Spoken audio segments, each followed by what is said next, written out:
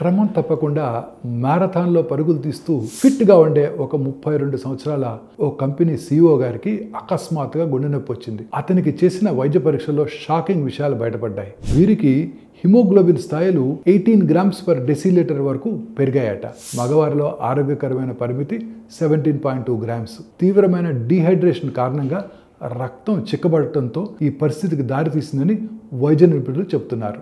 Experts అభిప్రాయం ప్రకారం రక్తం చిక్కబడినట్టయితే రక్తనాళాల్లో అడ్డంకులు కలిగిస్తుంది, రక్తనాళాలను నిర్బంధించి రక్త ప్రసారణను తగ్గిస్తుంది. ఇవన్నీ గుండె మీద ఒత్తిడి కలిగిస్తాయి మరియు గుండె సమస్యలకు దారితీస్తాయి. వైద్యులు బ్లడ్ థిన్నర్స్, ఇంట్రావెనస్ ఫ్లూయిడ్స్ సాయంతో ఈ CEO గారిని కాపాడగలిగారు. శరీరంలో వేడి మరియు చెమట కారణంగా డీహైడ్రేట్ అయినప్పుడు రక్తాన్ని పంపు చేయడానికి గుండె మరింత కష్టపడాల్సి ఉంటుంది. ఈ అదనపు పని గుండె స్పందన రేటును మరియు దడను పెంచుతుంది. సో ముఖ్యంగా వేసవి కాలంలో పూర్తిగా హైడ్రేటెడ్గా ఉండటం చాలా మంచిది. ముఖాన్ని చక్కగా చల్లని నీటితో కడుక్కోవాలి. పుచ్చకాయలు, కొబ్బరి నీళ్లు, నీటి కంటెంట్ ఎక్కువగా ఉన్న ఆహారాన్ని తినడానికి ప్రయత్నం చేయాలి. అత్యవసర పరిస్థితుల్లో ఆసుపత్రుల్లో ఇంట్రావెనస్ ఫ్లూయిడ్స్ కూడా తీసుకోవడం తప్పనిసరి.